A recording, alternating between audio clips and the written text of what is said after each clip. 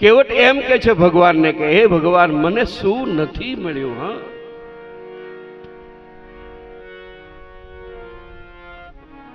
જે દેવોને પણ દુર્લભ હોય,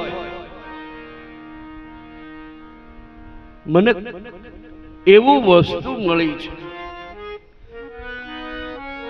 કે મારે હવે કાંઈ ન જોઈએ. બસ મેં તમારા ચરણ કમળ ધોઈ લીધા, બસ એથી વિશેષ શું હોય? पायो जी मैंने राम रतन धन पायो, वस्तु अमोलिक दिए मन सदगुरु, कृपा कर अपनायो, पायो जी मैंने राम रतन धन पायो. અને વળી પાછો કેવટ એમ કે છે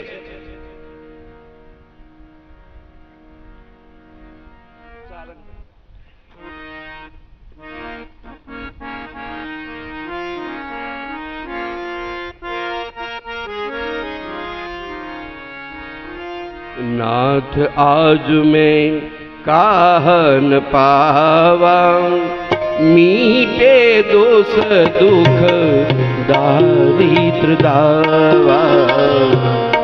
राम जय जय राम, राम जय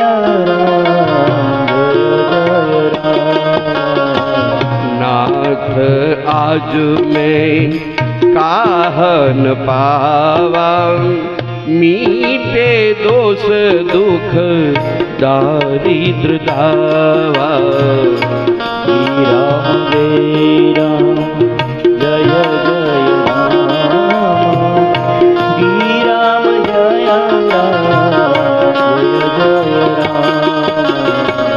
बहुत काल में किन्न मजूरी, आज दिन विधि बनी भली भूरी.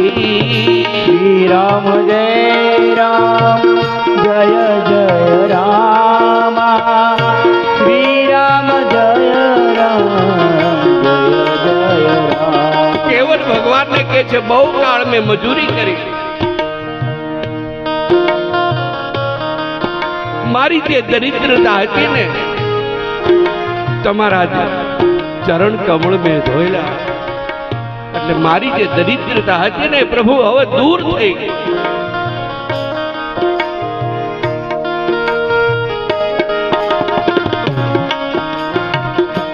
કેવટ પોતે વિચાર કરે છે કે હવે આ શરીર છે વૃદ્ધ થઈ ગયું છે, ભગવાન પાસે કાંઈ લેતા નથી. 14 વર્ષની આયુષ્ય ભગવાન પાસે માંગી લે છે. પ્રભુ વળતા તમે આવશો ને 14 વર્ષ પછી જે આપશો ને પ્રસાદ તરીકે હું અપનાવી લઈશ પ્રભુ. અને પછી કેવટ એ નાવનું મંદિર બનાવ્યું અને સતત બંને જણા રામ નામનું સ્મરણ કરે.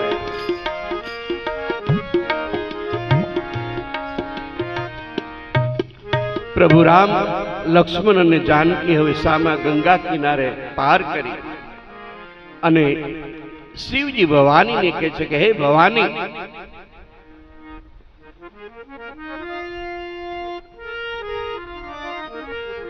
તેઓ ભરદ્વાજ ઋષિના આશ્રમે પહોંચ્યા. ભરદ્વાજ ઋષિ રામ, લક્ષ્મણ ને જાનકી ને જોઈને ખૂબ હર્ષ પામ્યા કે આ તપની પ્રાધાન્યતા છે. કોઈ માણસ આવે ને આપણે એને ઓળખી જઈએ કે આ સ્વયં ઈશ્વર છે, એ ભક્તિની પ્રાધાન્યતા છે.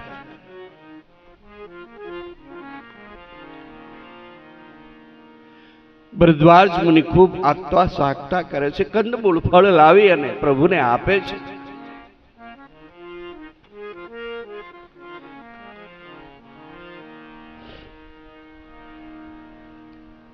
અને આ રીતે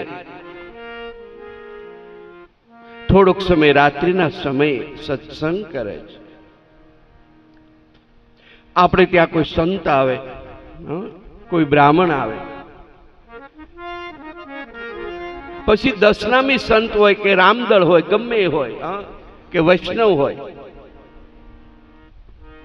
કોઈ આપણે ત્યાં આવે ને એટલે બીજી આડી અવળી વાત કર્યા સિવાય બસ સત્સંગ સાંભળો.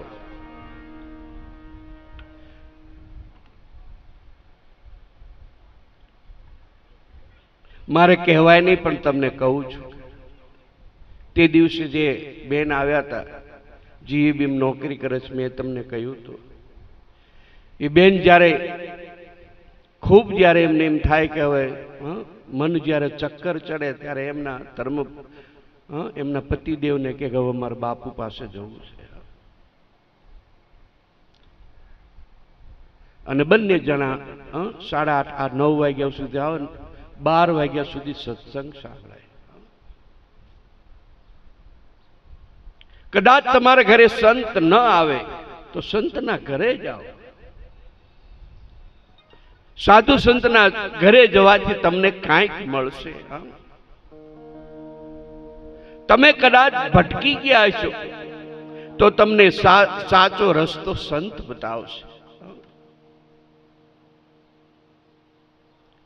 આ ભક્તિની પ્રાધાન્યતા છે.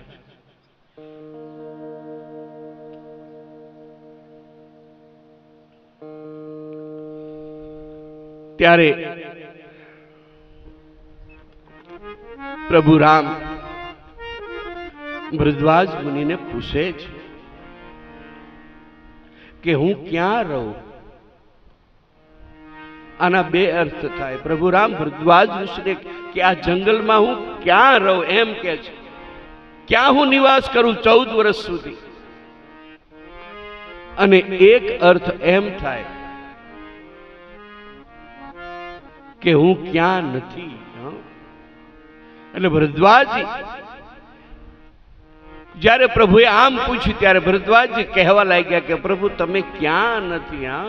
કણ કણમાં તમારો વાસ છે, છતાં પણ તમે મને પૂછ્યું છે એટલે હું તમને એવી એવી જગ્યા બતાવું છું કે ત્યાં તમે નિવાસ કરો.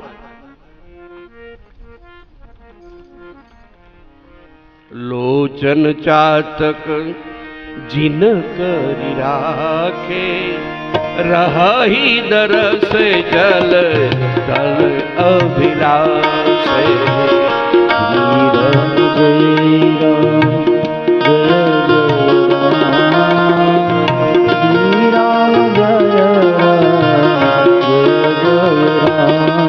ચાતક પક્ષી સ્વાતિ નક્ષત્રના જળનો સ્વીકાર કરે. વરસાદનું જલ એની ચાંચમાં એ ચાતક પક્ષી ઝીલે છે. અને પછી ગમે એવું સરોવર હોય, નદી હોય, તળાવ હોય, કોઈ દિવસ ચાતક પક્ષી પાણી ન પીએ, ખાલી સ્વાતિ નક્ષત્રનું જ પાણી પીએ. અને હે પ્રભુ, ચાતક પક્ષીને જેમ સ્વાતિ નક્ષત્રના જળ ઉપર પ્રેમ હોય, જે વ્યક્તિને તમારા ઉપર એટલો બધો પ્રેમ હોય ને ત્યાં તમે નિવાસ કરો. આ રીતે 14 જગ્યા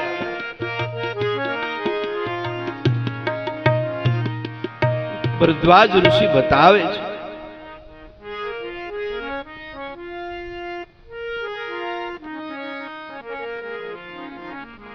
અને પછી ભરદ્વાજ મુનિને આશ્રમથી રજા લઈ પ્રભુ રામ, લક્ષ્મણ અને જાનકીજી ત્યાંથી વિદાય કરે છે.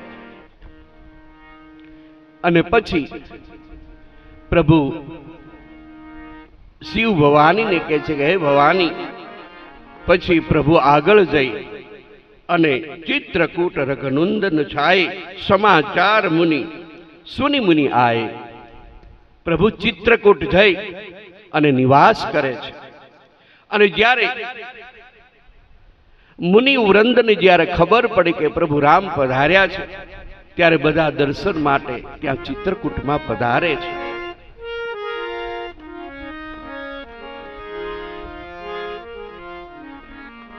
ગુરુ રાજા એમની સાથે છે. પછી પ્રભુ રામ ગુરુ રાજાને કહે છે કે હવે તમે પાછા વળો. જ્યારે પ્રભુ આવું કહે ને ત્યારે ગૃહ રાજાને ગમતું નથી. પછી પ્રભુ એમ કહે છે કે હવે તમે પાછા વળો. અને ગૃહ રાજા જ્યારે પાછા વળે છે, સુમંતજી રથને લઈને હજી ગંગાના કિનારે જ ઊભા છે. જે અશ્વ છે, જે ઘોડાઓ છે, એ પ્રભુ જે દિશામાં ગયા છે એ દિશામાં ઘોડા હળહણે છે ને માથું ધૂણાવે છે. અને ગુહ રાજાને જ્યારે એકલા આવતા જોઈને સુમંતજી માથા ફિટકારવા માંડ્યા, માથા પછાડવા. અને સુમંતજી રામ રામ સિંહ લખન પુકારી, પરે હું ધની તલ વ્યાકુલ ભારી. ધરતી ઉપર પડી ગયા સુમંતજી. નિષાદજીને એકલા આવતા જોઈ અને નિષાદજીએ જ્યારે એમ કહ્યું કે ત્રણમાંથી કોઈ પાછું આવ્યું.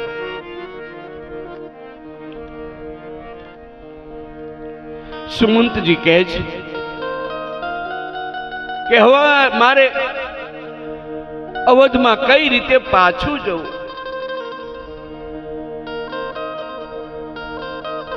સુમંતજીને જાત જાતના વિચાર આવે છે કે અવધમાં હું જઈશ ત્યારે લોકો મને પૂછશે કે ત્રણમાંથી કોણ પાછું આવ્યું. મહારાજ દશરથ જ્યારે પૂછશે, મહારાજ દશરથ તો એમ કહ્યું હતું કે રામ ને લક્ષ્મણ કદાચ પાછા ના આવે તો મારા પુત્ર વધુ જે જાનકીજી છે એને ચોક્કસ તમે પાછા લઈ આવો. હું મહારાજ દશરથને શું જવાબ આપીશ?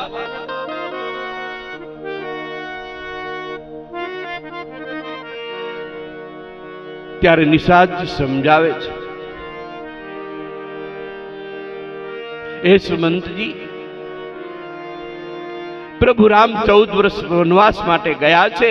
તમારે અવધમાં જઈને બધાને આશ્વાસન આપવું જોઈએ, તમારી ફરજ છે. ત્યાં જઈને બધાને કહો કે પ્રભુ રામ, લક્ષ્મણ અને જાનકી સુરક્ષિત છે. ભલે વનમાં છે પણ કોલ કિરાત એમનું રક્ષણ કરે છે.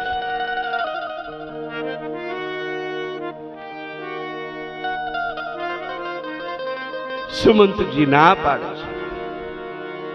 સુમંતજીની અત્યારે જે તબિયત છે વ્યવસ્થિત છે ને.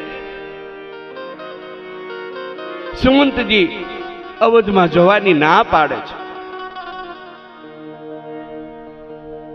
અને સુમંતજી જ્યારે એમને આ નિષાદ રાજે 4 વ્યક્તિને સુમંતજી સાથે મોકલે છે. અને પછી અવધ જ્યારે આવે છે ત્યારે 4 વ્યક્તિ પાછા આવતા. સુમંતજી વિચાર કરે છે કે દિવસના સમયે જો કદાચ હું નગરમાં પ્રવેશ કરીશ તો લોકો રથને જોઈને પાછળ પાછળ દોડશે કે કોણ પાછું આવ્યું છે. અને હું લોકોને શું જવાબ આપીશ? એટલે સુમંતજી રાત્રિના સમયે અવધમાં પ્રવેશ કરે છે. રાત્રિના સમયે બધા નિંદ્રાને આધીન છે. એ સમયે સુમંતજી નગરમાં પ્રવેશ કરે અને જ્યારે રથના પૈડાનો અવાજ જ્યારે મહારાજ દશરથજી સાંભળે છે, મહારાજ દશરથજીને એમ કે નક્કી 3 માંથી કોક સુમંતજીને એમની સાથે આવ્યું. સુમંતજી રથમાંથી ઉતરી અને મહારાજ દશરથ પાસે જાય છે.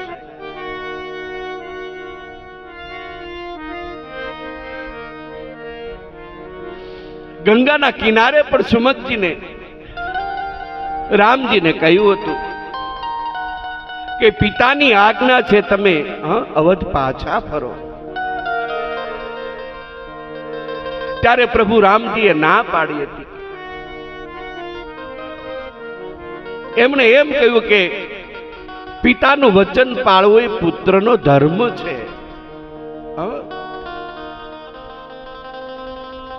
આ જે તમને યાજ્ઞા કરી છે મારા પિતાજીએ, એ મોહ છે, એ માયા છે. ધર્મના રસ્તે ચાલવું, પિતાની આજ્ઞા પાળવી એ પુત્રનો ધર્મ છે, એટલે હું પાછો નહીં આવું. સુમંતજી મહારાજ દશરથ પાસે જાય. સુમંતજી જ્યારે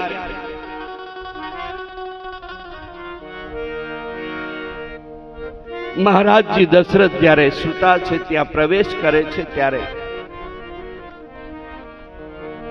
જ્યારે એમને ખબર પડે કે સુમંતજી પધારે છે, મહારાજ દશરથ થોડાક સ્વસ્થ થયા. સ્વસ્થ થઈ અને કે હમણાં મને એમ કહેશે કે હું જાનકીજીને પાછા લાવ્યો છું.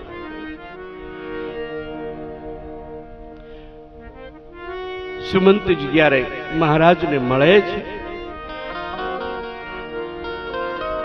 મહારાજ સુમંતજીને કહે છે, જલ્દી કહો કે 3 માંથી કોણ પાછું આવ્યું છે?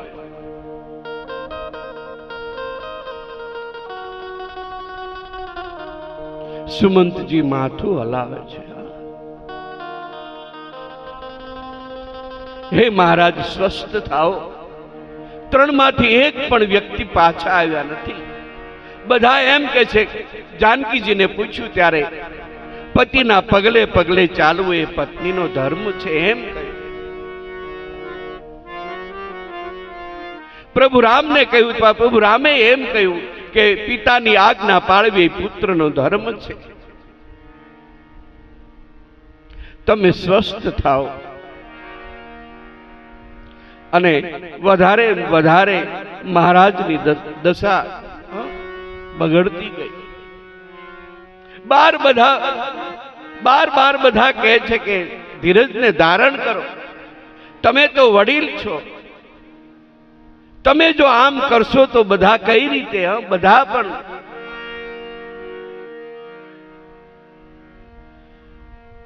ત્યારે મહારાજ દશરથ પોતે કલ્પાંત કરવા લાગ્યા. રઘુનંદન પ્રાણ પરીતે.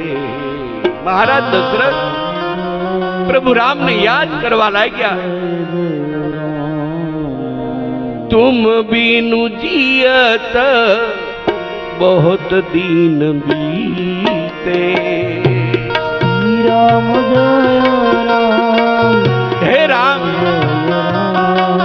મને એમ કે તમે ચોક્કસ પાછા આવશો, એટલે ત્યારે હું પ્રાણને ટકાવી રાખ્યા છે. રઘુનંદન પ્રાણ પરીતે. राम जय राम जय जय राम. तुम बिनु जियत बहुत दिन बीते. श्री राम जय राम जय जय राम. जानकी लखन हर गोबर.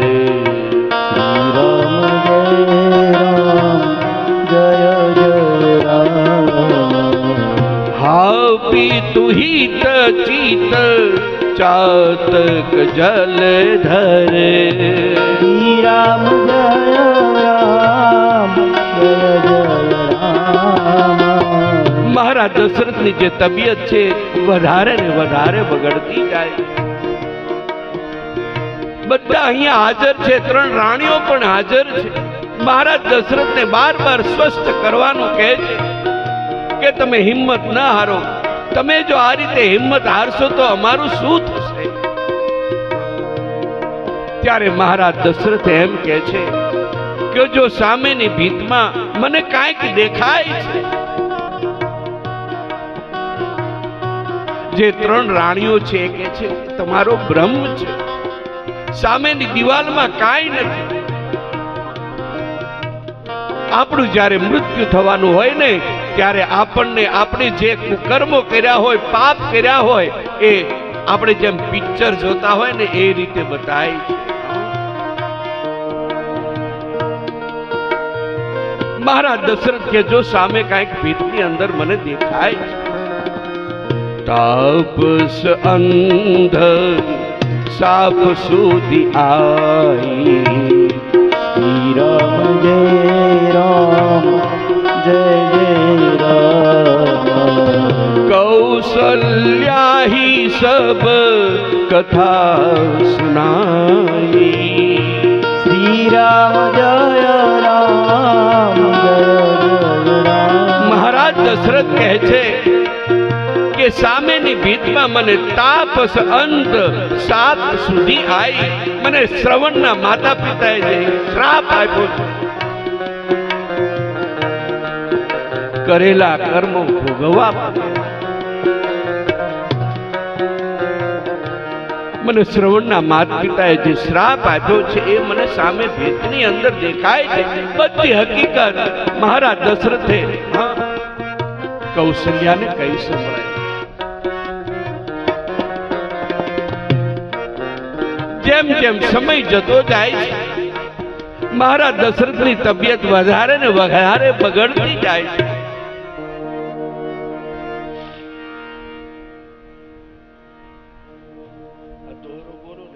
કોઈ પણ વસ્તુ બગાડવાની નથી.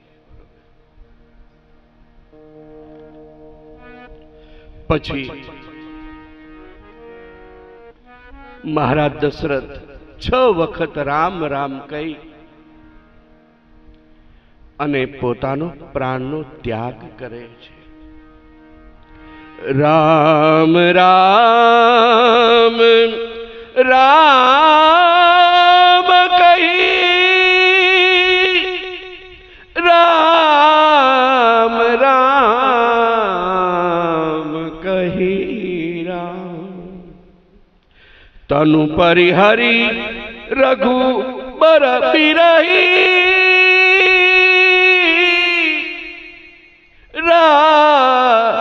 ગયે સુરધામ.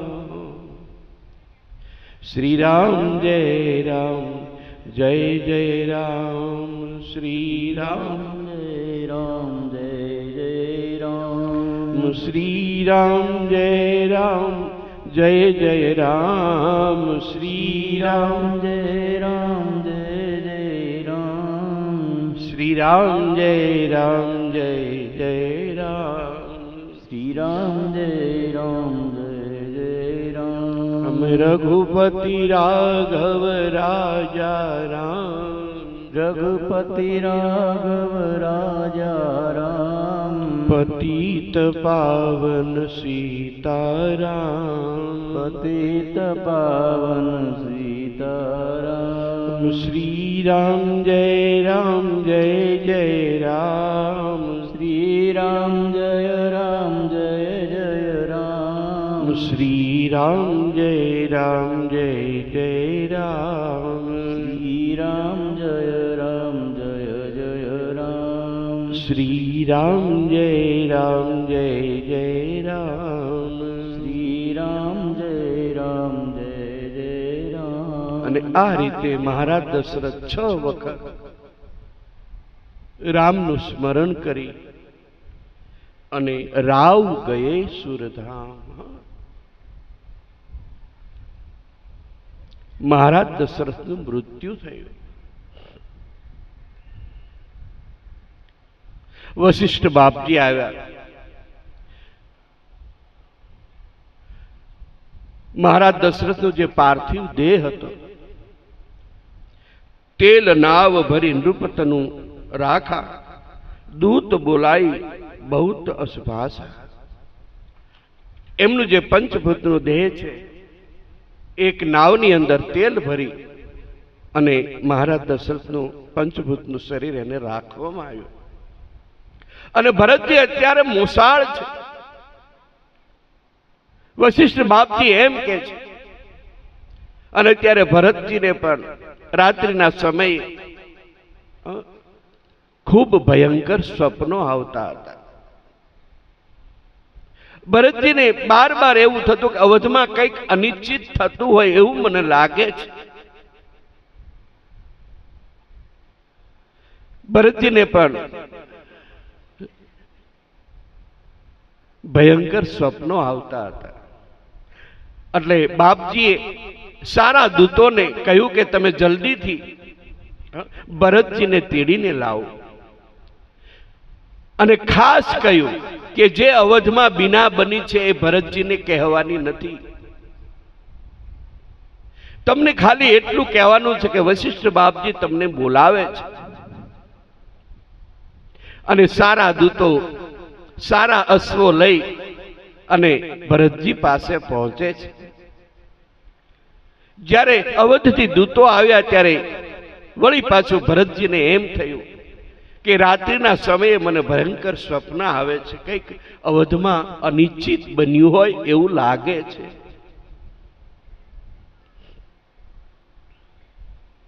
દૂતોએ પૂછવામાં આવ્યું ત્યારે દૂતોએ ના પાડી કે નહીં, તમને બાપજી બોલાવે છે.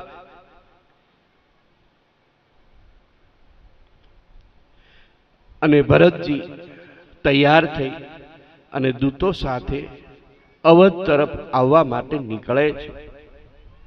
ભરતજી જ્યારે આવે છે ત્યારે એમને અમંગળ સુકનો થાય છે.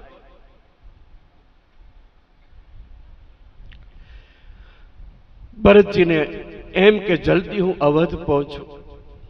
નક્કી કાંઈક અવધમાં એવું કાંઈક બન્યું છે એટલે બાપજી મને તેડવા માટે મોકલ્યા છે.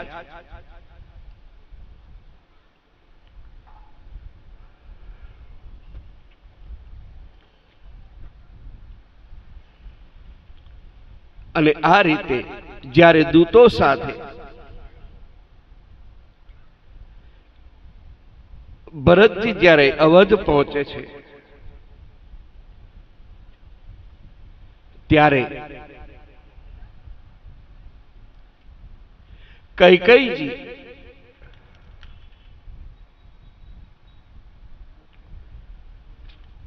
ભરતજીનું સ્વાગત કરે છે.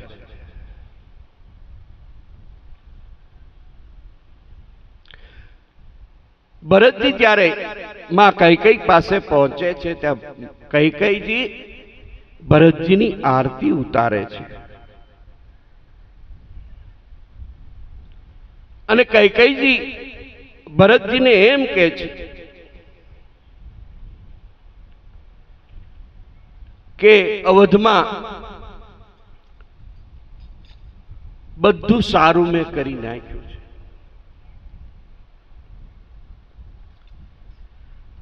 ત્યારે ભરતજી એમ કે છે કૈકેયીને કે અવધમાં એવું શું બગડેલું હતું તમારે સારું કરવું પડ્યું. આરતી ઉતારતા ઉતારતા એમને એમ કે છે કે હે ભરતજી, તમારા પિતા પાસે મારા 2 વરદાન માંગવાના બાકી હતા અને એ 2 વરદાન મેં તમારા પિતાજી પાસે માંગ્યા છે. પહેલા વરદાનમાં તાપસ બેસ પહેલા વરદાનમાં હે બેટા મેં તારા માટે રાજ્ય માંગ્યું છે. જ્યારે રામજીને પ્રભુ રામને જ્યારે રાજ્યાભિષેક કરવાનો હતો ત્યારે મેં તારા માટે આ અવધનું રાજ માંગ્યું છે. અને રામને 14 વર્ષ સુધી વનવાસ માંગ્યો છે.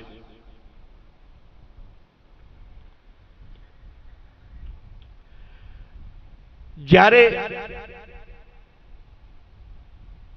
પ્રભુ મહારાજ દશરથનું એમને અવસાન સાંભળ્યું ભરતજીએ, ત્યારે ભરતજીને કાંઈ થયું નહીં, પણ જ્યારે કૈકેયીએ એમ કહ્યું કે મેં 14 વર્ષ સુધી રામને વનવાસ માટે મોકલી દીધા છે, ત્યારે ભરતજીની જે દશા થઈ, પિતાજીનું જે મૃત્યુ છે એમની કાંઈ અસર ન થઈ, પણ ભગવાનને 14 વર્ષ સુધી જે વનવાસ એમને આપ્યો એ એમને બહુ દુઃખ થયું અને કહેવા લાગ્યા ભરતજી કે તું કોણ છે? તું મારી માં નથી. તને આવું કોણે કહ્યું હતું કે મારા માટે તું રાજ માગજે? એવું તને કોણે કહ્યું હતું?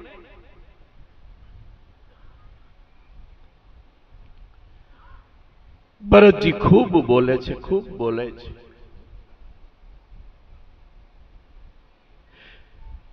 કૈકેયીજી કહે છે બેટા આવું ન બોલ.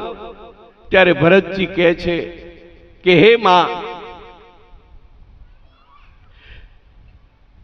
મેં તારા ઉદરથી જન્મ ન લીધો હોત તો સારું હતું.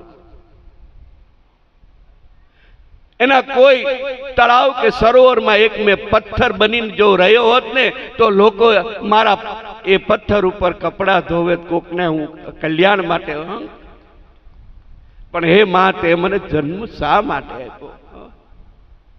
તને આવું કોણે કહ્યું હતું? ભરતજી કહે છે કે હે માં, આજથી હું પ્રતિજ્ઞા લઉં છું કે આજથી હું તને માં નહીં કહું.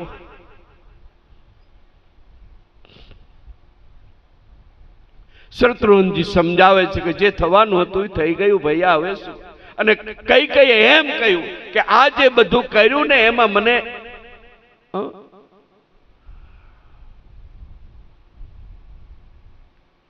મંથરા મને સહાય થઈ. અત્યારે મંથરાનું નામ ખુલ્યું છે.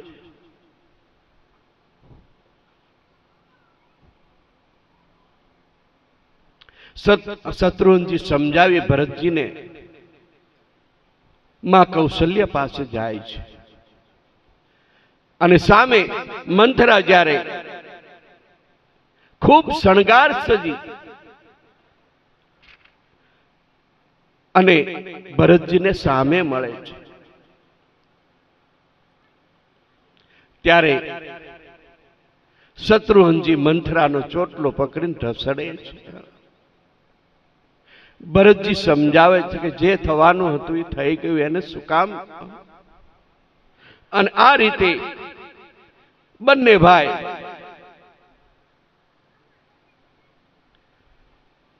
માં કૌશલ્યા પાસે જાય છે.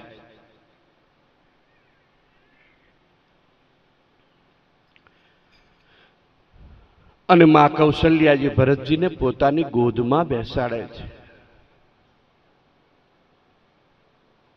ભરતજી કહે છે માને કે હે માં, આ અવધમાં શું બીના બની મને કાંઈ ખબર નથી.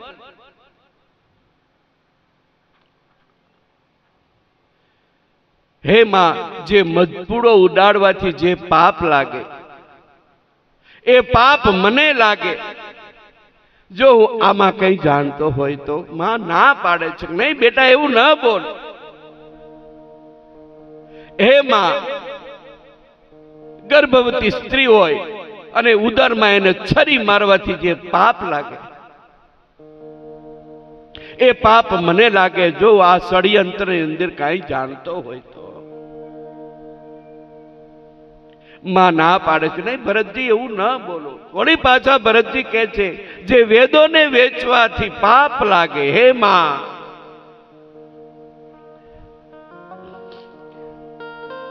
એ પાપ મને લાગે. હું આ ષડયંત્ર અંદર કઈ જાણતો ઘણું. ભરતજી કહે છે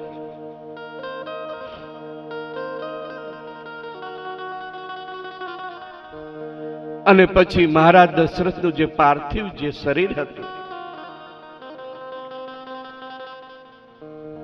એ અગર ચંદનના લાકડા ને એવું બધું સવારમાં બીજા દિવસે મહારાજ દશરથનો જે પાર્થિવ દેહ હતો એને અગ્નિ સંસ્કાર કરવા માટે આખા નગરજનો ભેગા થયા. અગર ચંદનના લાકડાથી મહારાજ દશરથનો જે પાર્થિવ દેવ હતો એને ભરતજીએ અગ્નિદાહ આપ્યો.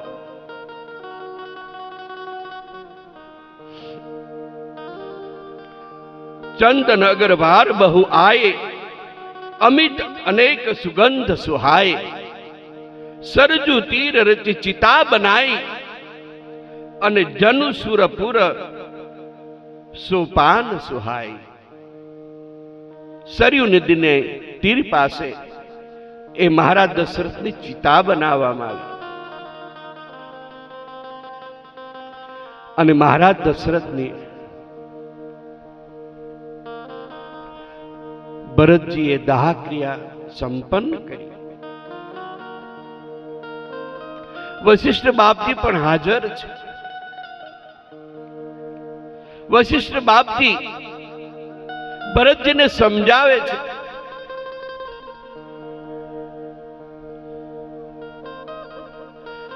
કે તમારી પિતાની આજ્ઞા છે કે રામ લક્ષ્મણ અત્યારે હાજર નથી, અને તમારી પિતાની આજ્ઞા હતી તમારે હવે આ જે અવધ છે એની સત્તા તમારે સંભાળવાની છે.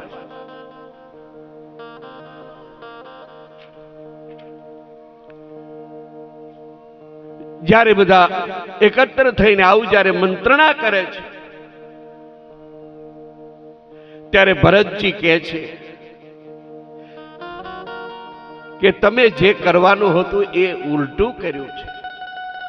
પહેલા મારા પિતાએ મારા માટે સત્તા માંગી હતી, મને રાજતિલક કરવાનું હતું, અને પછી પ્રભુને 14 વર્ષ સુધી વનવાસ. પહેલું વાક્ય એમને મારા માટે રાજ સત્તા માંગી હતી. બધા ભયભીત થઈ ગયા, ભરતજી શું કહેવા માંગે છે? તમે ઉલટું કર્યું છે.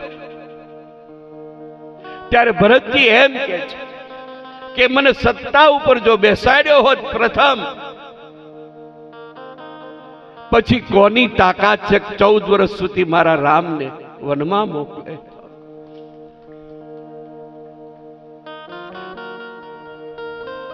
તમે ઉલટું કર્યું છે, અને હું આ રાજનો સ્વીકાર નહીં કરું. બાપજી,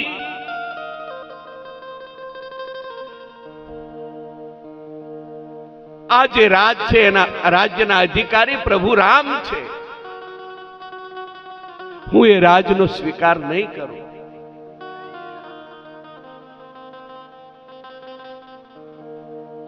અને આ રીતે ભરતજી ત્યાં જાહેરાત કરે છે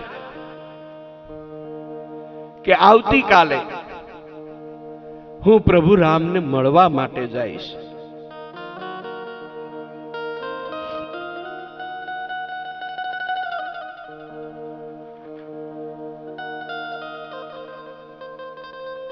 જ્યારે ભરતજીનું આવું વચન સાંભળી બધા નગરજનો આનંદિત થયા. કારણ કે જે નગરજનોને જે અંદર દ્વિધા હતી, જે કઈ જે બે વચન માંગ્યા છે ને એમાં ભરતજીની પણ કાંઈક અનુમતિ હશે. પણ જ્યારે ભરતજીએ આવું કહ્યું ત્યારે બધા નગરજનો ભરતજીને પ્રેમ કરવા લાગ્યા, અને બધા કહેવા લાગ્યા કે નહીં, ભરતજી તો સંત છે.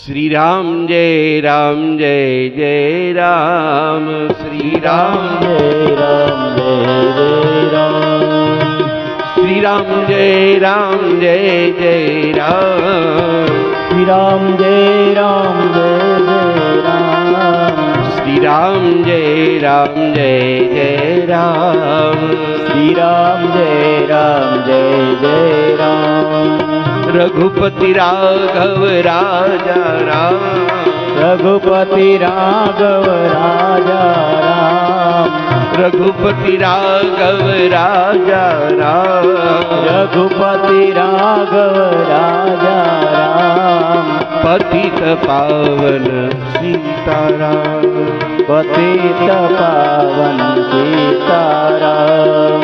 શ્રી રામ જય જય રામ, શ્રી રામ જય જય રામ, શ્રી રામ જય જય રામ, શ્રી રામ જય જય રામ, શ્રી રામ જય જય રામ. 10 મિનિટ આપણે વિશ્રામ, 10 મિનિટમાં બધા જલપાન કરી લ્યો અને વળી પાછા આપણે કથાની અંદર પ્રવેશ કરીશું. 10 મિનિટ.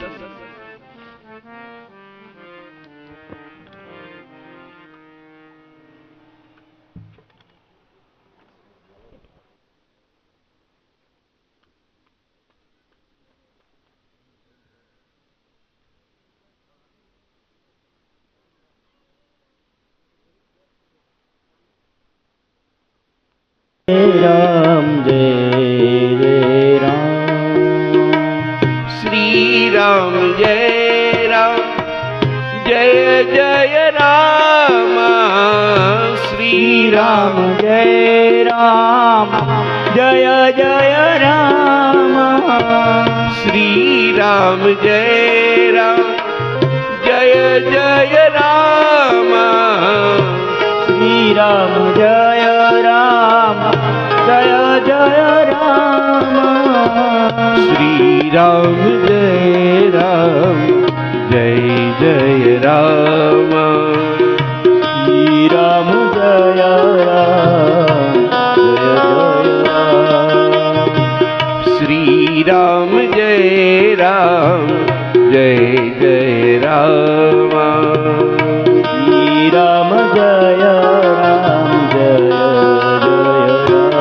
રાજા રામ રામ રામ, સીતા રામ રામ રામ, રાજા રામ રામ રામ, સીતા રામ રામ રામ.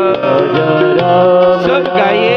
राम, सीता राम राम राम, राजा राम राम राम, सीता राम राम राम, राजा राम राम राम, सीता राम राम राम, राजा राम राम राम, सीता राम राम राम, राजा राम राम राम, सीता राम राम राम, राजा राम राम राम, सीता राम राम राम, सीता राम राम राम, सीता राम राम राम, सीता राम राम राम, सीता राम राम राम, राजा राम राम राम, राजा राम राम राम.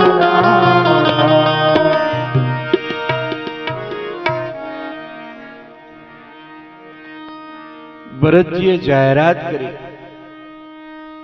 કે હું કાલે સવારમાં મારા જે ભગવાન છે એમને મળવા માટે હું જઈશ.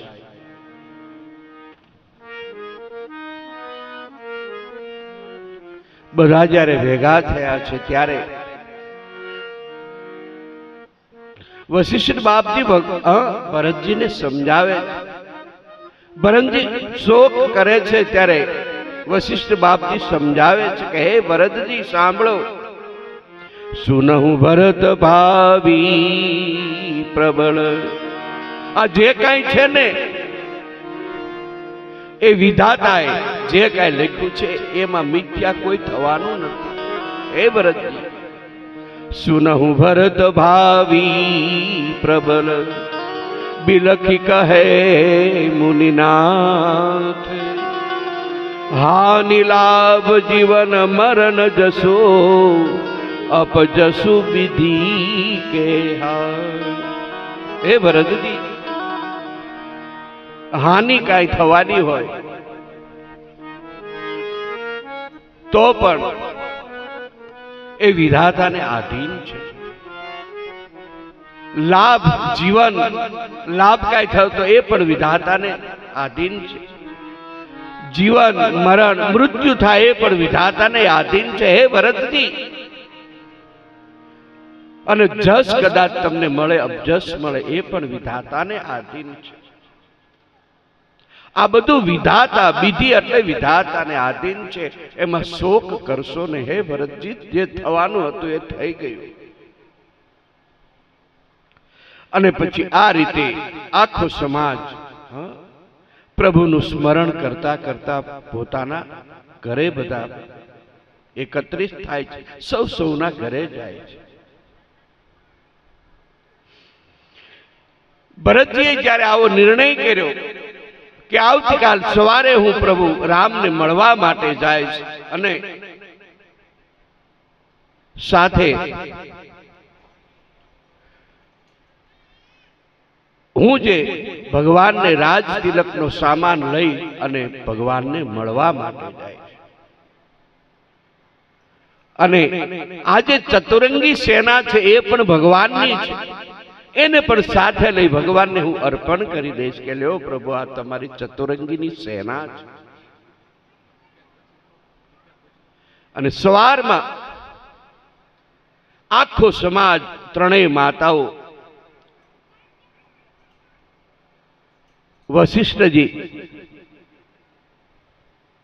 આખો નગરજનો, ભરતજી જ્યારે પ્રભુ રામને મળવા જાય છે બધા, અને સૌ સૌને કોઈ રથમાં બેસે છે, કોઈ પાલખીમાં બેસે છે. અને જ્યારે શૃંગવેરપુર પહોંચે છે, શૃંગવેરપુર આવ્યું ત્યારે એના જે ગૃહરાજા છે એને અનુમાન એવું કર્યું કે જો ભરતજી રામ પાસે જતા હોય, ચતુરંગની સેના લઈને જતા હોય, તો ચોક્કસ રામજી સાથે ભરતજી યુદ્ધ કરશે. અને ભરતજીના મનમાં એમ હશે કે રામજીને પરાસ્ત કરું અને નિષ્કંટક મારું રાજ્ય કરું. આવું શૃંગવેરપુરના જે રાજા છે, ગુહરાજા, એને વિચાર આવ્યો. એટલે જે શૃંગવેરપુરના રાજા છે એના જે સાથીઓ હતા, એના જે ભીલો હતા, એ ભીલો કેવા હોય? એટલે રાજાએ જાહેરાત કરી કે તમે એક કામ કરો, ભરતજીનો એક પણ માણસ સામા ગંગા કિનારે ન જવો જોઈએ. ભરતજીનો એક પણ. અને કહેવા લાગ્યા કે જ્યાં સુધી આ જીવ છે આ ખોળિયાની અંદર, અને વળી પાછું ગંગાનો કિનારો છે, સમર મરનું પુની સુરી સરુતીરા, રામ કાજ છનુ ભંગ શરીરા.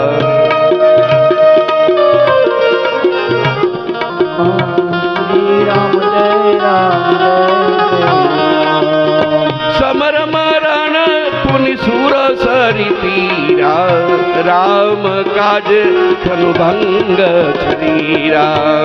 શ્રી રામ જય રામ, હે મિત્રો, સમર મરણ કોની સુર સરી તીરા. રામ કાર્ય માટે કદાચ જો આપણો જીવ જશે, અને ગંગાનો કિનારો છે, માટે ભરતજીનો એક પણ માણસ સામે કિનારે ન જવો જોઈએ. જ્યારે આવો નિર્ણય લેવામાં આવ્યો, બધાને અલગ અલગ ગોઠવી દેવામાં આવ્યા.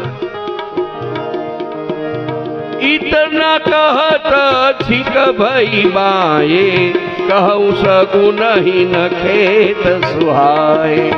श्री राम जय राम श्री राम जय राम जय जय राम. इतना कहत छिक भई बाए, कहे सगुन ही न खेत सुहाए। श्री राम जय राम जय राम श्री राम जय राम जय जय राम श्री राम जय राम जय राम। અને આ રીતે જ્યારે નિર્ણય લેવામાં આવ્યો કે ભરતજીનો એક પણ માણસ સામા કિનારે ન જવો જોઈએ, ત્યારે એમાં એક છીક થઈ, ઈતના કહત છીક ભઈ બાય। આપણે કોઈક શુભ કાર્ય કરતા હોય ને અને કોઈક છીક ખાય તો એને શું કહે તમને ખબર છે? એટલે એક વૃદ્ધ માણસ હતા ને, જમણી બાજુ છીક થઈ ને એટલે કહેવા લાગ્યા કે સાવધાન, આ છીક કંઈક આપણને સૂચન કરે છે। આપણે જે નિર્ણય લઈએ છીએ ને એ છીક આપણને કંઈક સૂચવે છે કે તમે જે નિર્ણય લ્યો છો ને એ ખોટો છે। વૃદ્ધ કહે કે વિચાર કર્યા વગર જો યુદ્ધનો ઢોલ વગાડી દઈશું અને કદાચ ભરતજી યુદ્ધ કરવા નહીં જતા હોય તો આપણે કેવા લાગીશું? કદાચ ભરતજી સંત પણ હોય, કદાચ ભગવાનને મળવા પણ જતા હોય। પછી તેઓ ભરતની માનસની કસોટી કરે છે। ભરતનું કઈ રીતનું માનસ છે, યુદ્ધ કરવા જાય છે કે સાત્વિક છે, એ માનસની કસોટી કરે છે।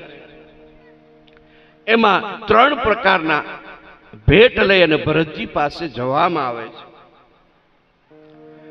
એમાં એક ટોપલીમાં કંદમૂળ ફળ, બીજી ટોપલીમાં અન્ન અને ત્રીજી ટોપલીની અંદર પક્ષીઓ અને સુકેલી માછલીઓ, આ 3 ટોપલા લઈ અને ભરતજીના માનસની કસોટી કરવામાં આવે છે।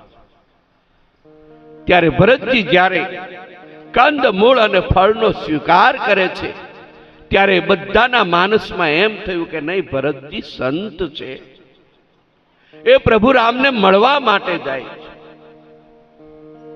આ 3 પ્રકારની ભેટમાં ભરતજીએ કંદ મૂળ અને ફળનો સ્વીકાર કર્યો અને વળી પાછા ત્યાંના જે માણસો હતા એ પણ પ્રભુ રામને મળવા માટે સાથે જોડાણા। ભરતજી વિચાર કરે છે તો ભગવાન જો ચાલીને ગયા હોય તો મારે ચાલીને ન જવાય, પ્રભુ જો પેદલ ગયા હોય તો મારે પેદલ ન ચલાય। મારા ભગવાન છે, પ્રભુ રામ છે। એટલે ભરતજી નિર્ણય કરે છે, શિર ભર જાવું ચિત અસમોરા। શ્રી રામ જય ભગવાન જો ચાલીને ગયા હોય તો મારે શિર ભર જાવું ચિત અસમોરા।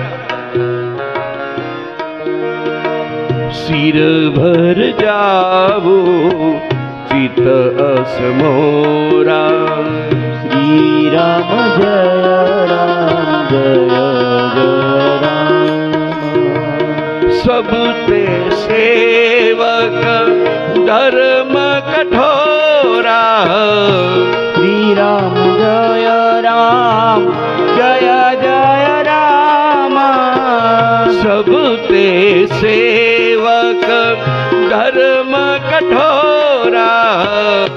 श्री राम जय राम जय जय राम।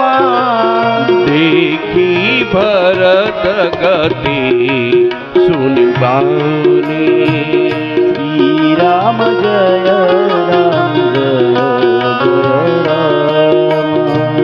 देखी भरत गति सुनी मृदुबानी। श्री राम जय राम। ભરતજી વિચાર કરે છે કે પ્રભુ જો ચાલીને ગયા હોય તો સેવકનો ધર્મ છે કે શિર ભર જાવું ચિત અસમોરા। અસ સેવક ગણ કરહી ગલાની।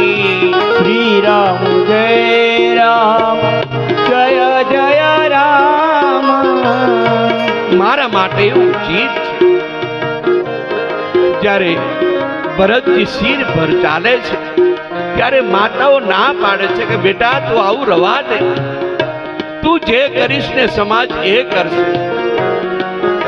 તું ઉઘાડા પગે ભરતજી તમે ચાલશો ને તો લોકો પણ ઉઘાડા પગે ચાલશે. તમે કદાચ ઉપવાસ કરશો તો લોકો પણ અન્નનો ત્યાગ કરશે. બેટા આવું ન કરો.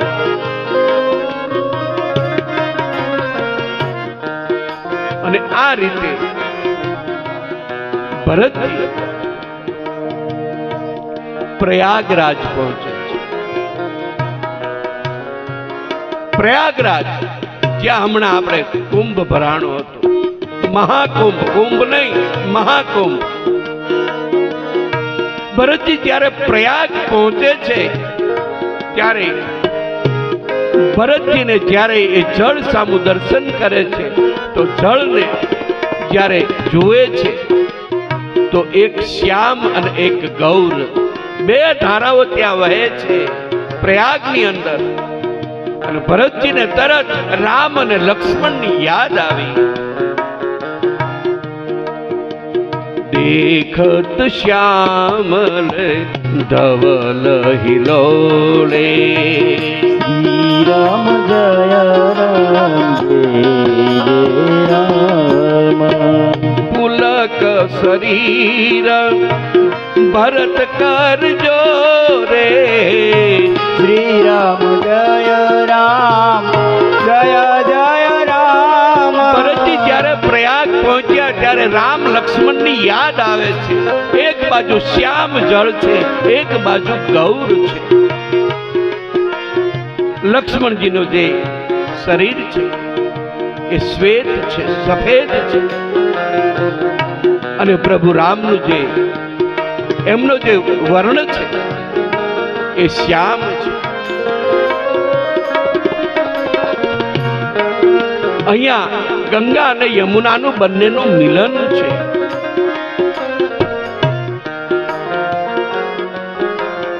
તીર્થરાજ આપ સમસ્ત કામનાઓને પૂર્ણ કરનાર છે. ભરતજી એમ કે છે પ્રયાગરાજને. ભરતજી પ્રયાગરાજને પ્રણામ કરે છે. અને ભરતજી બે હાથ જોડીને કહે છે કે તમે અમારો જે અવધ છે ત્યાંથી તમે વહો છો, એટલે તમે અમારા પુત્રી ગણાવો. બાપે દીકરી પાસે કાંઈ મગાય નહીં, પણ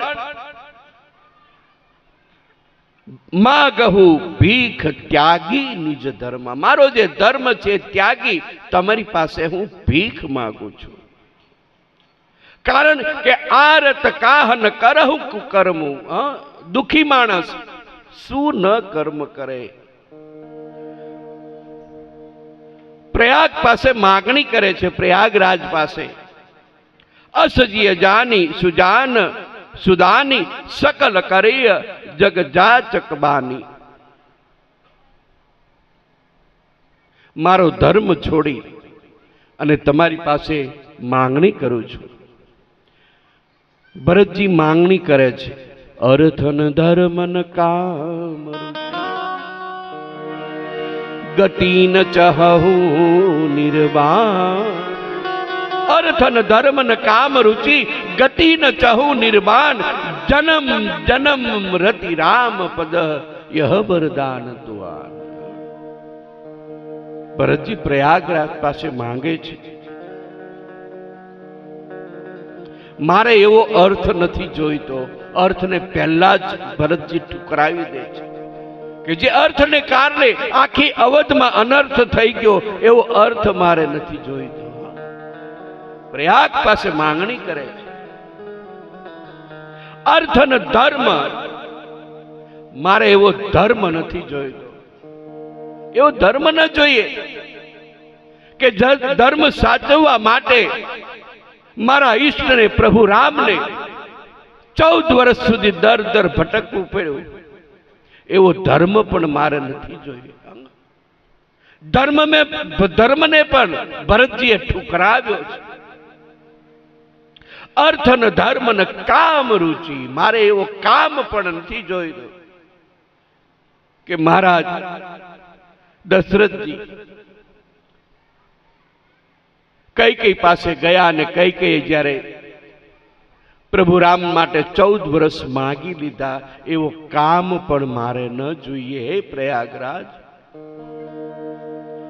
અર્થ અને ધર્મ ને કામ રુચિ ગતિ, મારે મોક્ષ પણ ન જોઈએ. મોક્ષ ને પણ ભરતજીએ ઠુકરાવ્યો છે. મોક્ષ પણ મારે ન જોઈએ. પ્રયાગરાજ વિચાર કરવા લાગે કે શું કહેવા માંગે. ભરતજી માંગે છે કે મને એવું વરદાન આપો કે જન્મ જન્મ રતિ રામ પદ, જન્મ જન્મ સુધી મને રામનું ચરણ મળે. જન્મ જન્મ રતિ રામ પદ, હે પ્રયાગરાજ એવું વરદાન તમે મને આપો.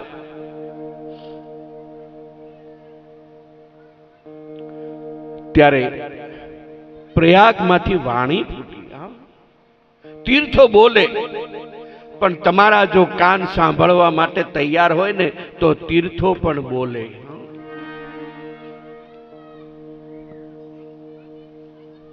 આ તો યાત્રામાં જતા હોય ને બીજું કાંઈ કરતા ન હોય. બહેનોને ખબર છે, યાત્રામાં જાઓ એટલી બધી સાવધાની રાખો, જ્યાં ત્યાં ગંદકી ન કરો. એ તીર્થ છે.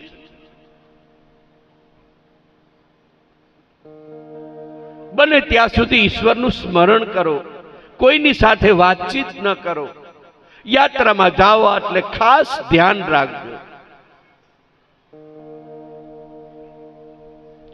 અને બને ત્યાં સુધી કોઈની નિંદા ન કરશો.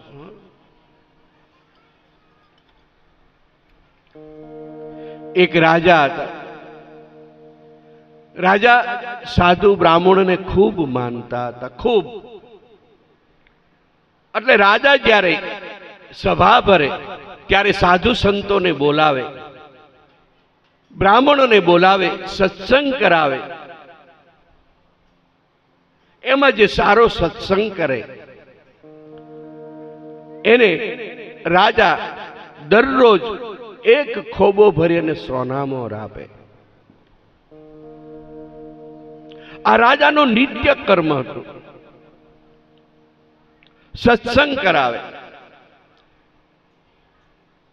બ્રાહ્મણોને પણ બોલાવે. હવે એક ગરીબ બ્રાહ્મણ હતો, એને કાંઈ આવડે નહીં, ગાયત્રી ચાલીસા પણ ન આવડે એવો બ્રાહ્મણ હતો. પણ એની જે દીકરી હતી ખૂબ હોશિયાર હતી. એ ગરીબ બ્રાહ્મણ કોઈ દિવસ રાજના મહેલમાં ન જતા. એ બ્રાહ્મણ, બધા બ્રહ્મદેવો જાય પણ આ બ્રાહ્મણને કઈ આવડે નહીં. શું બેટા, શું કરે? એમાં એક વખત એની જે દીકરી છે એમ કહે છે, અને રાજા પ્રશ્ન પૂછે. એ પ્રશ્નનો જવાબ આવડે ને તો એક ખોબો સોનામોર આપે. એટલે દીકરી એના પિતાને કહેવા લાગે કે પિતાજી તમે પણ રાજમહેલમાં જાઓ ને. ત્યારે એના પિતાજી કહે બેટા મને કાંઈ આવડતું નથી, કદાચ રાજા કાંઈક પ્રશ્ન પૂછે અને મને ન આવડે તો દીકરી કહે એક કામ કરો, રાજા કંઈક કદાચ તમને પ્રશ્ન પૂછે તો તમારે એમ કહેવાનું કે આ સવાલનો જવાબ હું તમને કાલે આપીશ. અને પછી જે રાજાએ તમને સવાલ કર્યો હોય એ તમારે મને કહેવાનું, એ પ્રશ્નનો જવાબ હું તમને આપી દઈશ. તમારે બીજે દિવસે રાજાને સંભળાવ્યું. ખૂબ એ જે દીકરી હતી ખૂબ હોશિયાર હતી. અને આ રીતે એ જે ગરીબ બ્રાહ્મણ છે એ પણ રોજ રાજા સભા ભરે એમાં આ ગરીબ બ્રાહ્મણ રોજ જાય. એમાં રાજાએ ગરીબ બ્રાહ્મણને પ્રશ્ન પૂછ્યો કે મને એ ઉત્તર આપો કે ભગવાન ક્યાં મળે. રાજાએ જ્યારે આવો પ્રશ્ન પૂછ્યો ત્યારે એ ગરીબ બ્રાહ્મણ કહેવા લાગ્યા કે પ્રભુ, હે રાજાજી, આ પ્રશ્નનું કાલે જવાબ આપું તો ચાલે? રાજા કે કાંઈ વાંધો નહીં, કાલે આપજો, એમાં શું થયું? વળી પાછા બીજે દિવસે બ્રાહ્મણ રાજા પાસે જાય છે અને દીકરીએ જવાબ આપ્યો કે રાજાને જવાબ આપજો કે ભગવાન ઉત્તર દિશામાં મળે, એટલું કહેજો રાજાને. સારું, વાંધો નહીં. બીજે દિવસે ગરીબ બ્રાહ્મણ રાજાને કહે છે કે તમે મને જે કાલ પ્રશ્ન પૂછો તો એનો હું જવાબ આપું છું કે ભગવાન જો મેળવવા હોય તો તમે ઉત્તર દિશામાં જાઓ, એ ઉત્તર દિશામાં તમને ભગવાન મળશે. રાજા કહે કાંઈ વાંધો નહીં. બીજે દિવસે રાજા ઉત્તર દિશામાં જાય છે, ચાલતા થાય છે, ચાલતા થાય છે, ખૂબ ઉત્તર દિશામાં જાય છે. એમાં એક મહારાજની મઢુલી આવી, મુનિની મઢુલી આવી, ખૂબ તપસ્વી હતા. અને એ મહારાજ દરરોજ વિષ્ણુ ભગવાન પાસે સત્સંગ કરવા માટે જતા. હવે કાંઈક નીચે પથરણું પાથો, આપણે નટુભાઈ ક્યાં ગયા?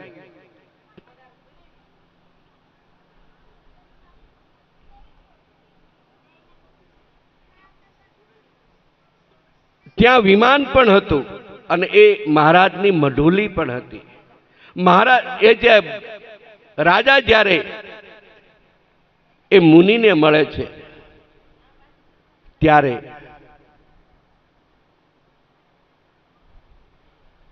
એ સાધુ રાજાને એમ કહે છે કે અત્યારે હું સ્વર્ગમાં જાઉં છું વિષ્ણુ ભગવાન સાથે સત્સંગ કરવા માટે, તમારે આવવું છે સ્વર્ગમાં?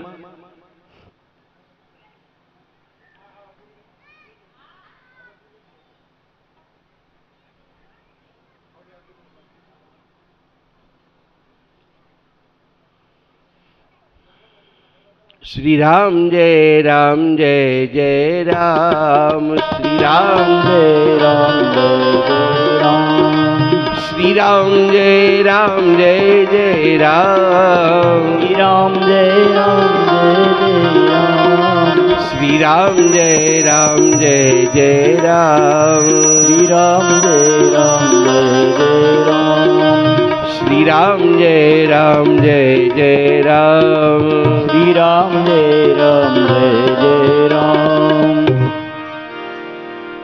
એટલે મહારાજને પૂછે છે કે તમારે, રાજાને પૂછે છે કે તમારે સ્વર્ગમાં આવવું છે? જો વિમાન તૈયાર છે. તે રાજા કે મને શું વાંધો છે, તમારા જેવા સંતના તપથી જો વિમાન દ્વારા જો સ્વર્ગમાં જવાય તો વધુ સારું. અને એ મહાત્મા એ રાજાને વિમાનમાં બેસાડીને સ્વર્ગમાં લઈ જાય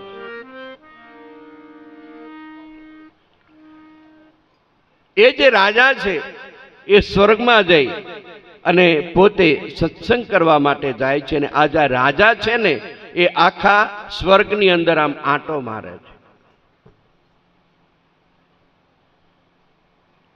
પછી એક સરસ એવો મહેલ ચણાતો હતો સ્વર્ગની અંદર, એમાં કોઈ પણ જાતની ખામી નહીં, એવો મહેલ ચણાતો. એમાં રાજાએ પૂછ્યું કે આ મહેલ કોનો ચણાય છે? ત્યારે એમને જવાબ આપવામાં આવ્યો કે પૃથ્વીલોકની અંદર એક રાજા છે, એ ખૂબ દયાવાન છે, રોજે સત્સંગ કરે છે, બ્રાહ્મણોને બોલાવે છે, સંતોને બોલાવે છે અને સત્સંગ કરી અને પ્રશ્ન પૂછે છે. અને જ્યારે પ્રશ્નનો જવાબ એ રાજાને મળી જાય ત્યારે એ ખોબે ને ખોબે બ્રાહ્મણોને, સાધુને સોનામોર આપે છે. આવો જે રાજા છે એના માટે આવડો આ મહેલ તૈયાર થાય છે. આમાં કોઈ પણ પ્રકારની ખામી નથી. રાજા પોતે વિચાર કરે છે કે લગભગ હું એમ કરું છું, કદાચ મારા માટે મહેલ બનતો હોય. વળી પાછા સત્સંગ પૂરો થયો એટલે વળી પાછા રાજાને એ વિમાનમાં બેસાડીને વળી પાછા પૃથ્વીલોકમાં જે મહારાજની મઢુલી છે ત્યાં ઉતારે છે.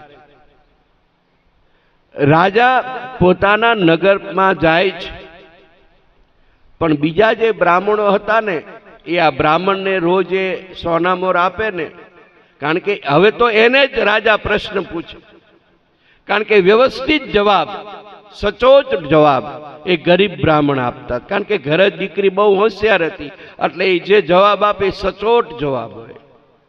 એટલે બ્રાહ્મણો ઈર્ષા કરવા લાગ્યા કે રોજ એને આપે છે, આપણને કાંઈ મળતું નથી.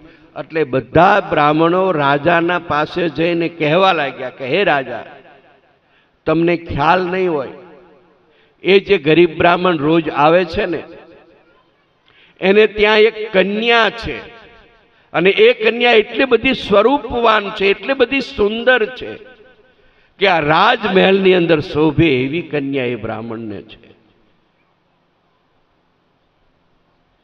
અને રાજાએ જ્યારે આવું સાંભળ્યું એટલે રાજાની જે મતિ હતી ને એ બગડવા લાગી. એટલે તરત એમના સૈનિકોને હુકમ કરો રાજાને કે આ જે બ્રાહ્મણ છે એની પાસે જે કન્યા છે એને તમે લઈને આવો. આ દીકરીને ખબર પડી ગઈ કે રાજાના સૈનિકો મને લેવા આવે છે, એટલે પિતાજીને કઈ વાત કીધી, હે પિતાજી, હવે આપણે અહીંથી ગામ છોડીને જતા રહીએ. કેમ કે રાજાના સૈનિકો મને લેવા માટે આવે છે, હમણાં મને ઉપાડી જશે રાજા પાસે, એટલે આપણે તરત આ ગામ છોડી દઈએ. અને એ દીકરી અને એનો બાપ બંને ગામ છોડી દે છે.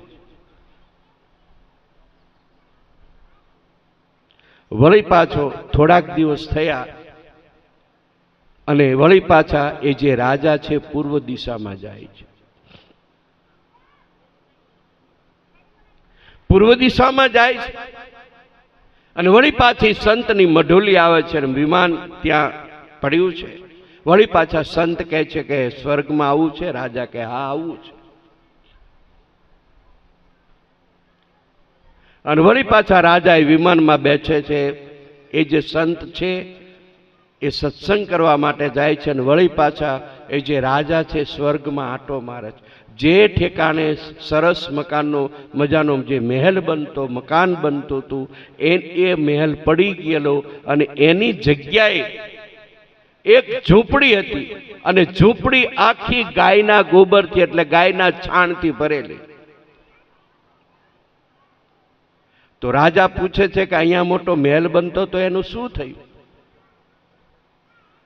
ત્યારે કે એને જવાબ આપવામાં આવ્યો કે એ રાજાએ એક બ્રાહ્મણની કન્યા ઉપર એને લેવા માટે મોકલે, એની ઉપર ખરાબ નજર રાખી, એટલે એ જે મહેલ હતો ને પડી ગયો અને હવે એના માટે આ એક ઝૂંપડી બનાવવામાં આવી છે. ને જ્યારે એ રાજા મૃત્યુ પામશે ત્યારે આ જે ગાયનું છાણ છે ને એને ખાવામાં આપવામાં આવશે રાજાને, બીજું કાંઈ આપવામાં આવશે નહીં.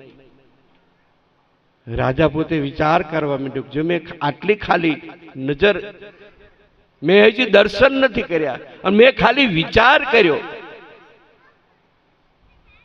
તો આવું બન્યું. હવે એને પછતાવો થવા લાગ્યો રાજાને. અને વળી પાછા નીચે આવ્યા અને નગરમાં જઈને બધાને કહેવા લાગ્યા કે એ જે બ્રાહ્મણની દીકરી છે ને એ મારે માં સમાન છે, મારે એને દર્શન કરવા છે, મારે એમને પગે લાગવું છે, પસ્તાવો કરવા. પછી જે બ્રાહ્મણની કન્યા છે એને ખબર પડી ગઈ અને કહેવા લાગી, પિતાજી, હા હવે જે રાજાની બુદ્ધિ છે ને સારી થઈ છે, ચાલો આપણે ગામમાં જઈએ.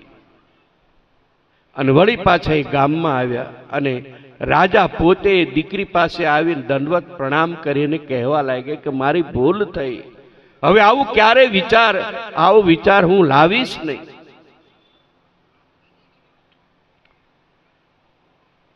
અને હવે શું કરું? ત્યારે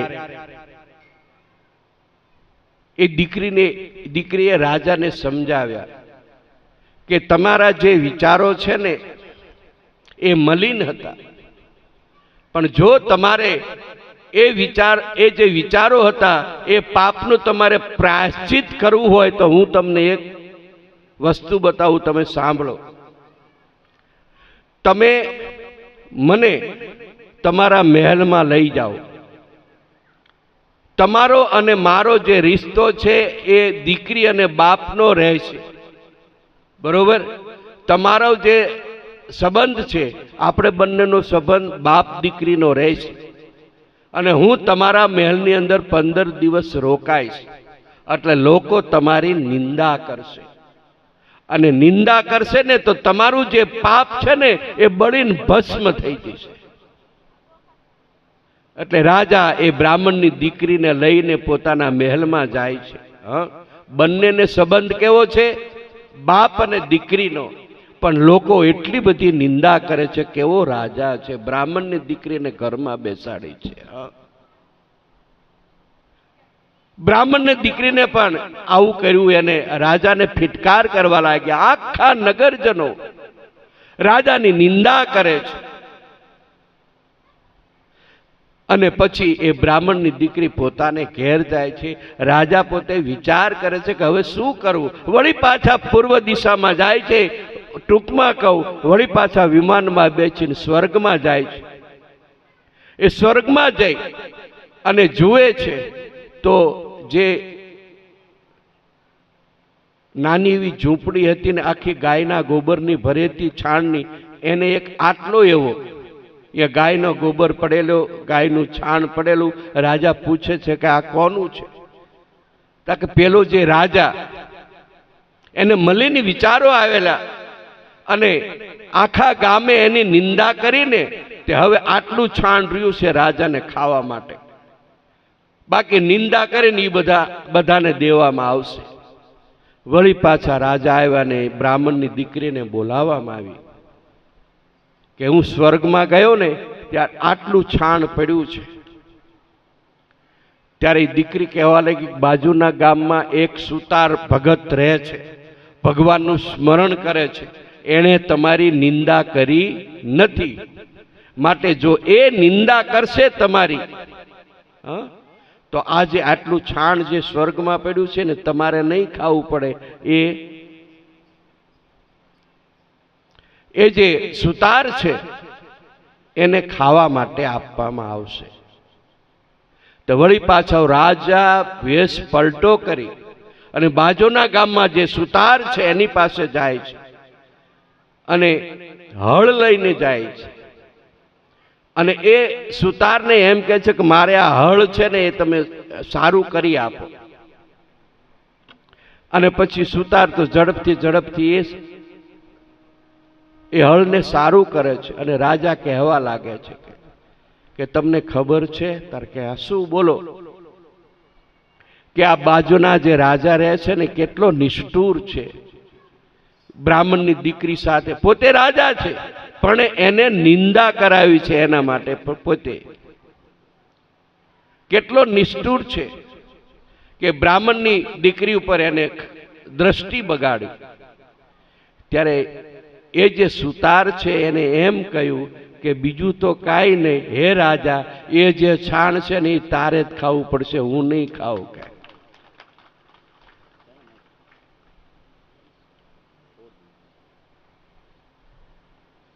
આ ભક્તિનો પ્રતાપ છે. એમ અહીંયા ભરતજી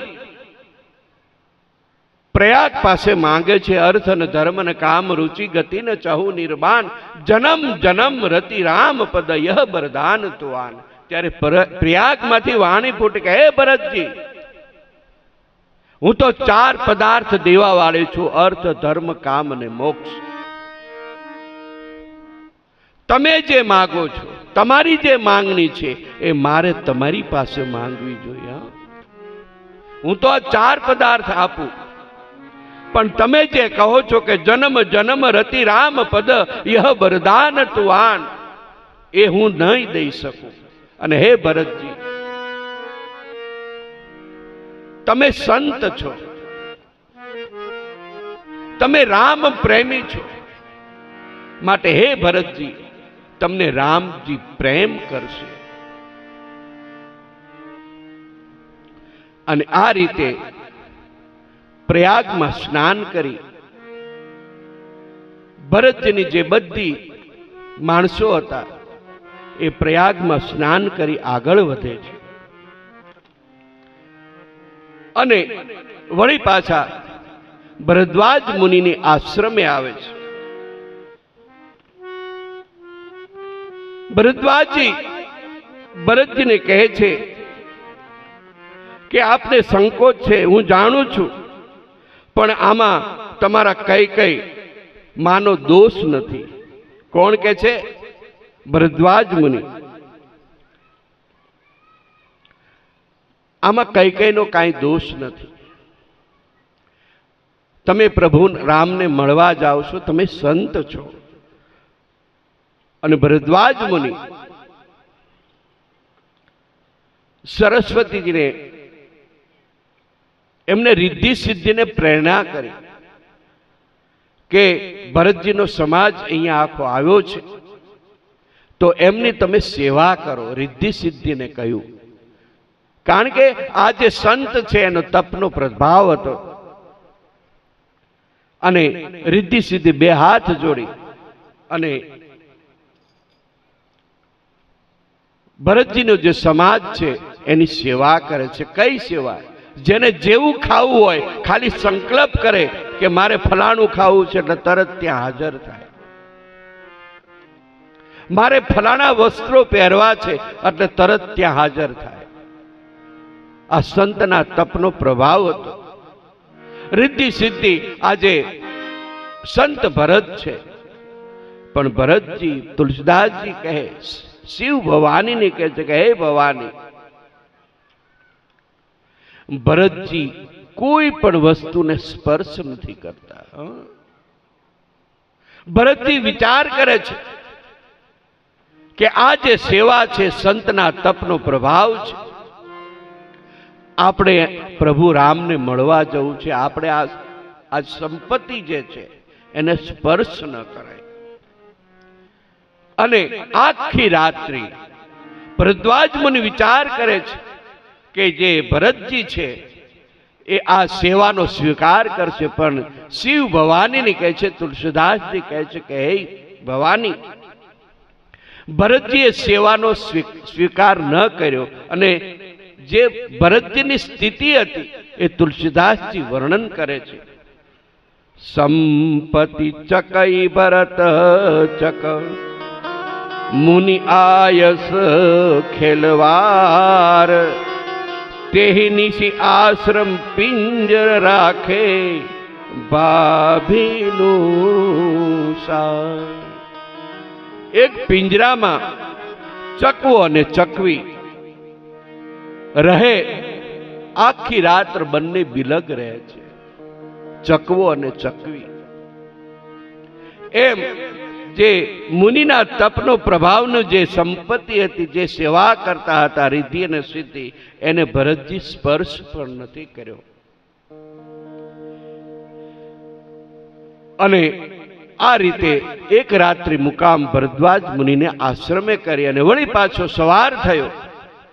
સવારમાં વળી પાછા તીર્થમાં સ્નાન કરી અને તીર્થને શીશ નમામી અને ભરતજીનો સમાજ આગળ વધે છે. અને આગળ જાય છે ત્યારે દેવરાજ ઇન્દ્રને ઈર્ષા થવા લાગી. અને દેવરાજ ઇન્દ્ર કહેવા લાગ્યા કે જો ભરતજી પ્રભુ રામને મળશે તો ચોક્કસ વનમાંથી પ્રભુને પાછા લાવશે. એટલે ઇન્દ્ર બૃહસ્પતિને કહેવા લાગ્યા કે તમે એવું કાંઈક કરો કે ભરતને વિઘ્ન આવે અને રામ અને ભરતનું મિલન ન થાય. ત્યારે બૃહસ્પતિ કહેવા લાગ્યા, સુનો નરેશ ઉપદેશ હમારા, રામ હી સેવક પરમ પ્યારા. તમે કદાચ રામનો અપરાધ કરો ને તો રામ સહન કરી શકે, પણ રામના સેવક હોય, રામના દાસ હોય, એમનો જો તમે અપરાધ કરશો ને તો ભગવાન સહન નહીં કરે. राम ही सेवक परम प्यारा, मानत सुख सेवक सेवकाई, सेवक बेर बरुअर दिकाई। અને પછી ઇન્દ્ર જે ભરતજીનો સમાજ ચાલતો હતો ને એમાં પુષ્પની વૃષ્ટિની ફૂલના પુષ્પોની વૃષ્ટિ કરે છે અને ભરતજીનો જે સમાજ જાય છે એની ઉપર વાદળ રાખે છે.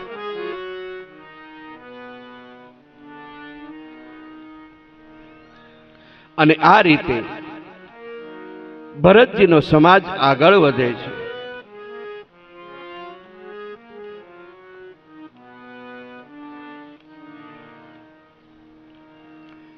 અને જ્યારે ભગવાનને સમીપ જ્યારે ભરતજીનો સમાજ પહોંચે છે ત્યારે એક ભીલ ભગવાનને આવીને સમાચાર આપે છે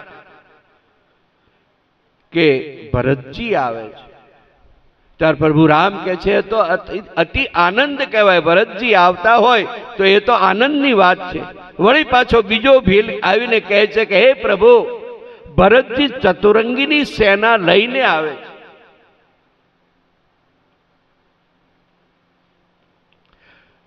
પ્રભુ રામ કહે છે એ તો વધારે સારું કહેવાય. જાનકીજીએ કહ્યું કે હે આર્યપુત્ર, મને એક સ્વપ્ન આવ્યું. એ સ્વપ્નની અંદર ભરતજી ચતુરંગી સેના લઈને આવે છે. ત્યારે પ્રભુ રામ કહે છે એ સ્વપ્ન તમારું સાચું પડે. પણ જાનકીજી એમ કહે છે કે હે આર્યપુત્ર, એ જે ચતુરંગની સેના ભરતજી લઈને આવે છે સારે ત્રણેય માતાઓ પણ આવે છે. ત્યારે પ્રભુ રામ કહે છે જો માતાઓ આવતી હોય તો આપણને દર્શનનો લાભ મળશે. પણ હે આર્યપુત્ર, હવે સાંભળો, એ જે માતાઓ આવે છે એના કપાળમાં મેં ચાંદલો ન જોયો. માતાના કપાળમાં મેં સિંદૂર ન જોયું. ત્યારે પ્રભુ રામ લક્ષ્મણને કહે છે કે હે લક્ષ્મણજી, આ કંઈક આપણને અનુચિત આપણને સૂચવે છે. અને આ રીતે પ્રભુ રામ જાનકીજીને કહે છે કે તમે શિવજી ઉપર પાણીનો અભિષેક કરો. તમને કોઈ સ્વપ્ન આવે, ખરાબ સ્વપ્ન આવે ને તો આપણને રામાયણ સમજાવે છે શું કરવું. કોઈ એવું ભયંકર સ્વપ્ન આવતું હોય ને રાત્રિના, તો સવારમાં સમયે શિવનું મંદિર હોય અથવા અહીંયા શિવની પ્રતિમા જો બેસાડી હોય અહીંયા બાપુએ, તો એ પાણી લઈ અને રોજ એ જે તમને સપનું આવે તે દિવસે સવારમાં શિવજીને પાણીનો અભિષેક કરવો. કદાચ જો એવું થવાનું હોય તો તમને જે સ્વપ્ન આવ્યું છે એ સાચું ન પડે એટલા માટે થઈ અને શિવનો જો અભિષેક કરો તો એ સ્વપ્ન ખોટું પડી જાય છે. અને આ રીતે ભરતજીનો સમાજ જ્યારે નજીક આવ્યો અને ભરતજી પોતે વિચાર કરે છે કે પ્રભુ મને નહીં અપનાવે, એટલે ભરતજી જે એમની કુટિયા હતી પ્રભુ રામની, એ પાછળના દ્વારથી ભરતજી પ્રવેશ કરે છે. લક્ષ્મણજી પણ ઉગ્ર બની ગયા છે. એ પણ કહે છે કે જો ભરતજી ચતુરંગની સેના લઈને આવતા હોય તો આપણી સાથે યુદ્ધ કરવા માટે આવે છે, પણ એમને ખ્યાલ નથી કે એમની સાથે સુમિત્રા નંદન છે. કદાચ એ યુદ્ધ કરશે તો હું પણ એ ચતુરંગની સેના સાથે યુદ્ધ કરી અને એને પરાસ્ત કરીશ. ત્યારે પ્રભુ રામ સમજાવે છે કે આવું ન બોલો. અને ભરતજી જ્યારે પાછળના દરવાજેથી પાછળથી જ્યારે પ્રવેશ કરે છે ત્યારે પાહી નાથ કહી પાહી ગોસાઈ, ભૂતલ પરે લકુટકે નાઈ, બચન સમેત લખન પહેચાને, કરત પ્રણામ ભરતજી અજાને. પાહી પાહી કરી મને બચાવો કરી ભરતજી જે પાછળથી પ્રવેશ કરે છે અને ભરતજી ધૂળમાં આળોટવા લાગ્યા.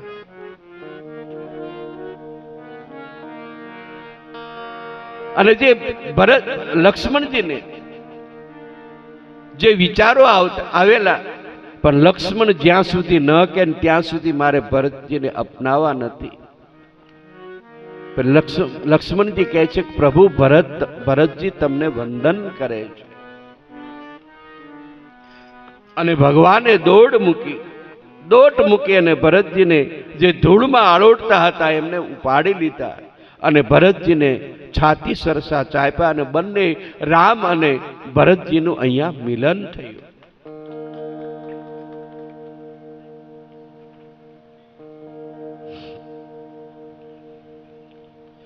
અહીંયા મિલન થયું પ્રભુ રામ અને ભરતજીનું.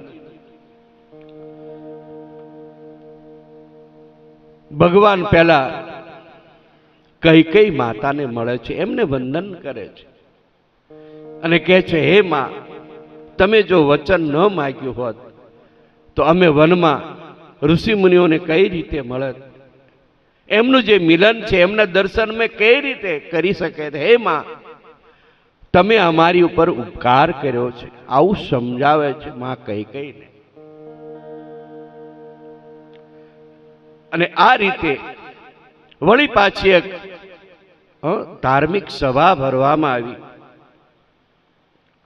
અને જનકપુરથી જનકજી પણ પધારે છે.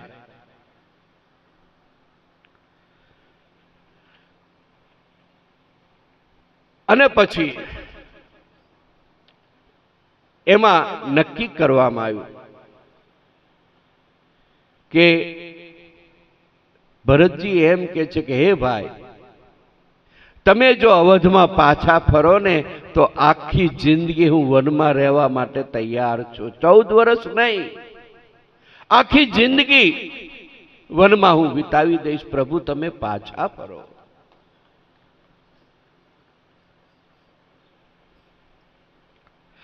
ભરતજીને ખૂબ સમજાવે છે.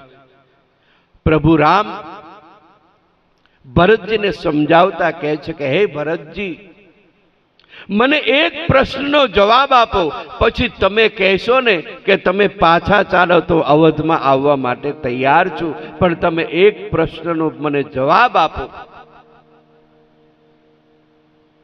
હે ભરતજી, આપણા પિતાને પ્રાણવાલા હતા, વચનવાલા હતા કે પ્રાણવાલા હતા? એ પ્રશ્નનો જવાબ આપો. વચનની ખાતર આપણા પિતાએ પોતાનો પ્રાણનો ત્યાગ કર્યો.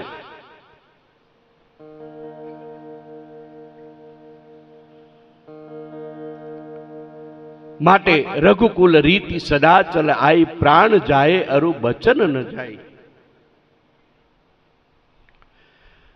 અને જે રાજ્યાભિષેકનો જે સામાન લાવ્યા હતા એ પંચવટીની આખી પરિક્રમા કરી અને એ જે કૂવો હતો એની અંદર એ જે સામગ્રી લાવ્યા હતા એ બધી એમાં પધરામાં આવી. એનું નામ ભરત કૂપ રાખવામાં આવ્યું.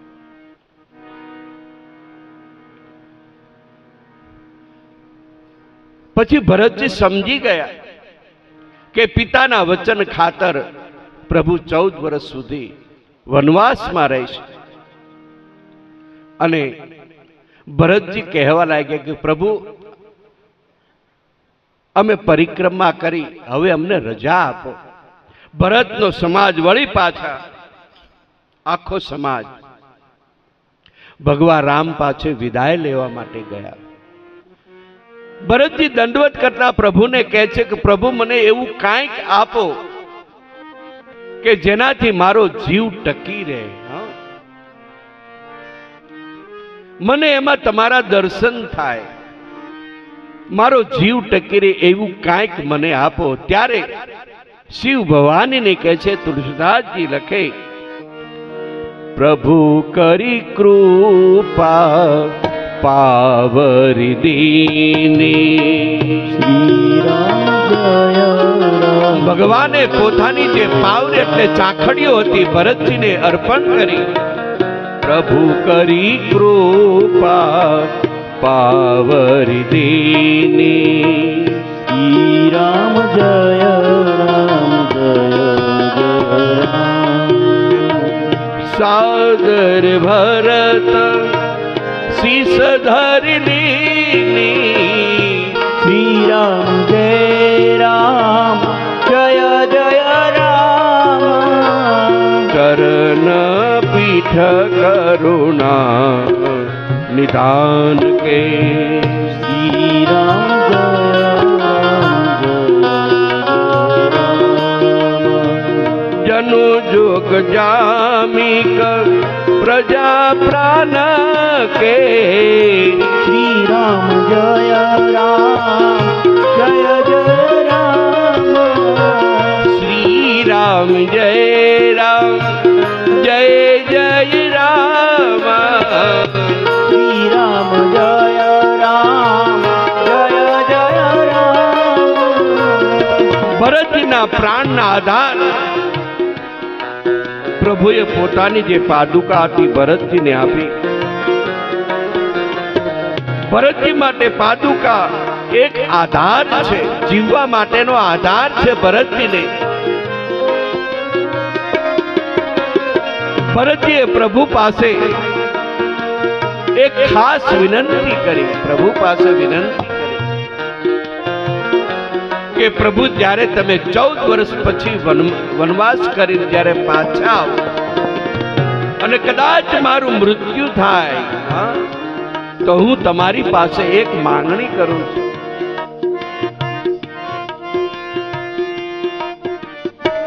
ભગવાન પ્રભુ રામ કહે છે, ભરતજી આવું ન બોલો. ત્યારે ભરતજી કહે છે કે કાગા સબ તન ખાઈયો, ચુન ચુન ખાયો માંસ, પણ મેરા દો નૈના મત ખાઈયો, મોહે પીયું મિલન કી આસ. કદાચ મારું મૃત્યુ થાય તો તમે 14 વર્ષ પછી પાછા આવો તો મારા નયનોથી તમારા દર્શન થાય. પ્રભુ એવું મને વરદાન આપ. અને ભરતજીની આખી જે સેના છે એ વળી પાછા અવધ તરફ પ્રયાણ કરે છે. અને અવધ તરફ આવી અવધમાં જ્યારે પ્રવેશ કરે છે ત્યારે ભરતજી નિયમ અને વ્રત લે છે. કેવું નિયમ? કે જે જવ હોય, જવ બહેનોને ખબર હશે, જે જવ હોય એ ગાયોને ખવડાવે ભરતજી. અને ગાયોના ગોબરમાંથી ભરતજી એ જવને વીણે છે, એને સાફ કરી અને ભરતજી પકવીને એ જે જવ છે એ ખાય છે રોજ. ભરતજી અન્નનો ત્યાગ કરે છે અને એ જવમાંથી સત્વ બધું ચૂસાઈ ગયું હોય એવા જવથી ભરતજી પોતાનો નિર્વાહ ચલાવે છે. અને ભરતજી માતાઓને પ્રણામ કરતા એમ કહે છે કે હે માતાઓ, હું તો અધમ છું. આ ભરત અધમ છે. માં, જો તમારે મને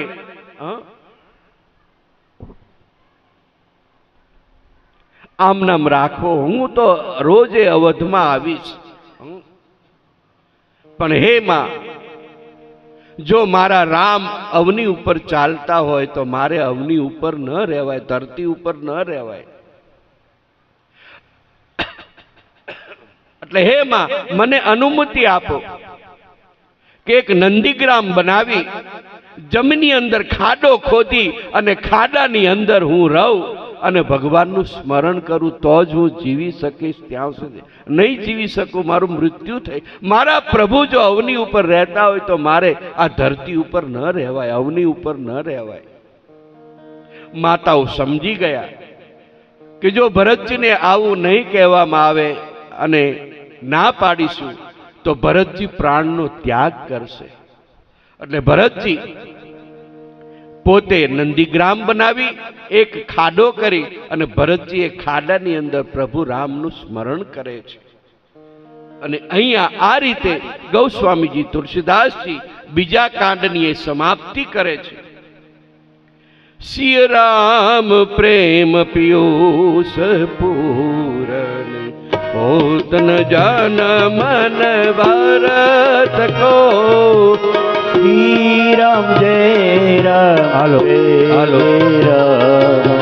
શ્રી રામ જય રામ જય જય રામ. નિમન અગમ જમ નિયમ સમ દમ વિષમ વ્રત આચરત કો. શ્રી રામ જય રામ જય જય રામ. શ્રી રામ જય રામ જય જય રામ. દુઃખદાહ દારિદ દંભ દૂષણ સુજ સમીસ અપહરત કો. શ્રી રામ જય રામ જય જય રામ. શ્રી રામ જય રામ જય જય રામ. કલિકાલ તુલસી સઠ નહીં હઠી રામ સન્મુખ કરત કો. શ્રી રામ જય રામ જય રામ. શ્રી રામ જય રામ જય જય રામ. ગૌસ્વામીજી આપણને કહે છે કે જો ભરતજીનો જન્મ ન થયો હોત તો મુનિના મનને અગમ એવા સંયમ નિયમ અને આ જગતને સંયમ નિયમ કોણ બતાવે? જો ભરતજીનો જન્મ ન થયો હોત, ભરતજીનો જન્મ ન થયો હોત તો દુઃખ, દારિદ્ર્ય અને દંભ પડદાને કાપી વાસ્તવિક સાધના કોણ આપણને કહે? આ રીતે ગૌસ્વામીજી બીજું સોપાન પ્રભુ રામના ચરણોમાં અર્પણ કરે છે અને આશીર્વાદ આપે છે. ભરત ચરિત્ર કરીને તુલસી જો સાદર સુનહી. સિય રામ પદ પ્રેમ આવાસ હોય ભવરસ બીરતી. ભરત ચરિત કરને તુલસી જો સાદર સુનહી. સાંભળવા વાળાને જ ખાલી આશીર્વાદ આપવામાં આવ્યા છે. સુનહી જે સાંભળે છે એને જ તે. ગાવા વાળાને, બોલવા વાળાને, ભરિત ચરિત્ર સમજાવવાને તુલસીદાસે આશીર્વાદ આપ્યા નથી. કારણ કે તુલસીદાસજી એમ કહેવા માંગે છે કે એવો કયો શ્રોતા છે કે ભરત ચરિત્રનું વર્ણન કરી શકે? અગાધ પ્રેમ છે ભરતજીને પ્રભુ રામ પ્રત્યે, એનું વર્ણન ન થઈ શકે એટલો પ્રેમ છે ભરતજીને. એટલે સાંભળવા વાળાને આશીર્વાદ આપે છે. હવે અહીંયા આપણે પાદુકા પૂજન, ભરતજીની પાદુકા પૂજનનો ઉત્સવ આપણે અત્યારે કરીશું. અને રાત્રિના સમયે મેં તમને કીધું કે શક્તિ પૂજન છે.